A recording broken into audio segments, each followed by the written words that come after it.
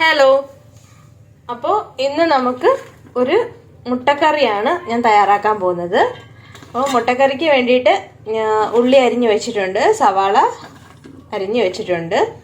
പിന്നെ നമുക്ക് ഇതിലേക്ക് വെളുത്തുള്ളിയുടെ വെച്ചിട്ടുണ്ട്.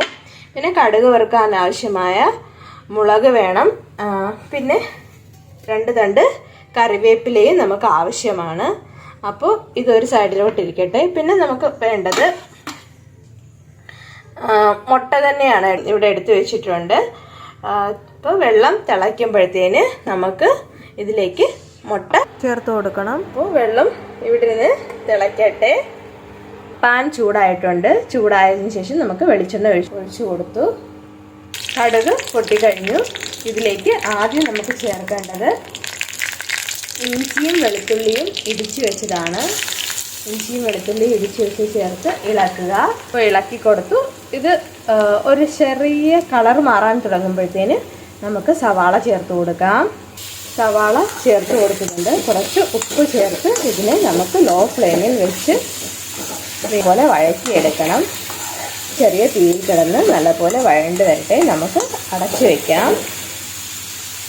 പുഴുങ്ങാനായിട്ട് നമ്മുടെ വെള്ളം ഇവിടെ തിളച്ച് കഴിഞ്ഞു. മുട്ട ഓരോന്നായി ചേർത്ത് കൊടുക്കുക. കുറച്ച് ഉപ്പ് ചേർത്ത് വേണം മുട്ട പുഴുങ്ങിയെടുക്കാനായിട്ട്.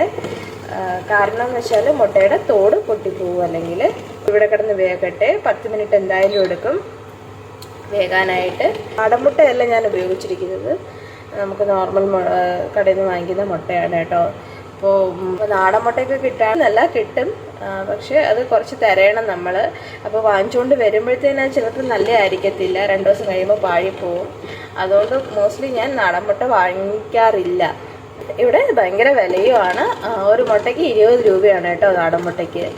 അപ്പോൾ കിട്ടാറുമില്ല, റെയറാണ് കിട്ടുന്നതും. അപ്പോൾ ഞാൻ ഈ മുട്ട തന്നെയാണ് ഉപയോഗിക്കുന്നത്. അപ്പോൾ ഇതിവിടെ ഇടയ്ക്കിടയ്ക്ക് ഇളക്കി കൊടുക്കണം. നല്ലപോലെ വഴണ്ട് വരട്ടെ. അപ്പോഴേക്കും നമുക്ക് ഇതിലേക്ക് വേണ്ട മസാലപ്പൊടികൾ എടുത്തു വയ്ക്കാം. 1/2 ടീസ്പൂൺ മഞ്ഞൾപ്പൊടി, 1/2 ടീസ്പൂൺ മുളക് പൊടി, സ്പൈസസ് അത്ര ഉപയോഗിക്കാറില്ല. മല്ലിപ്പൊടി 1 സ്പൂൺ ഇടുന്നുണ്ട് കേട്ടോ. പിന്നെ ഗരം മസാലയോ ബിരിയാണി മസാലയൊക്കെ ഉണ്ടെങ്കിൽ അത് നമുക്ക് ചേർത്ത് കൊടുക്കാവുന്നതാണ്. അപ്പോൾ അടിയിൽ ഒട്ടിപ്പിടിക്കാതിരിക്കാനായിട്ട് ഇടയ്ക്കിടയ്ക്ക് നമുക്ക് ഇളക്കി കൊടുക്കണം. ഇത് ഏകദേശം ഇവിടെ ആയിട്ടുണ്ട്. ഇത് ഞാൻ തക്കാളിക്ക് ചേർക്കുന്നില്ല കേട്ടോ. ഇഞ്ചിയും വെളുത്തുള്ളിയും സവാളയും മാത്രമാണ് ചേർത്തേക്കുന്നത്. ഇത് നല്ലപോലെ വഴണ്ട് വന്നിട്ടുണ്ട്. കുറച്ച് നമുക്ക് മസാലപ്പൊടികൾ ചേർത്തിട്ട് കുറച്ച് വെള്ളം ഒഴിച്ചു കൊടുക്കണം. മസാലപ്പൊടികൾ ആൾറെഡി എടുത്തു വെച്ചിട്ടുണ്ട് ഞാൻ. അപ്പോൾ ഇത് ചേർത്ത് കൊടുക്കാം. കുറച്ച് വെള്ളം ഒഴിച്ചു കൊടുക്കുക. നല്ലപോലെ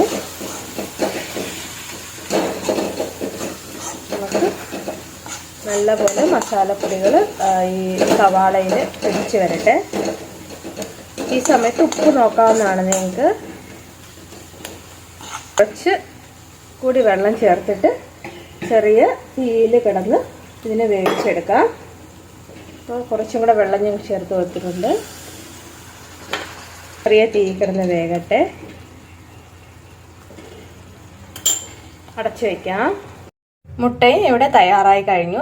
ചൂട് പോകാനായിട്ട് തണുത്ത വെള്ളത്തിൽ ഇട്ടിട്ടുണ്ട്. ഏകദേശം ചൂട് പോയിട്ടുണ്ട്. ഇതിൻ്റെ ചൂട് കളഞ്ഞ് നമുക്ക് ഇത് ഗ്രേവിയിലോട്ട് ചേർത്ത് കൊടുക്കാം. നമ്മുടെ മുട്ടക്കറി ഇവിടെ റെഡിയായി കഴിഞ്ഞു. ഇതിലേക്ക് നമുക്ക് മുട്ട ചേർത്ത് കൊടുക്കണം.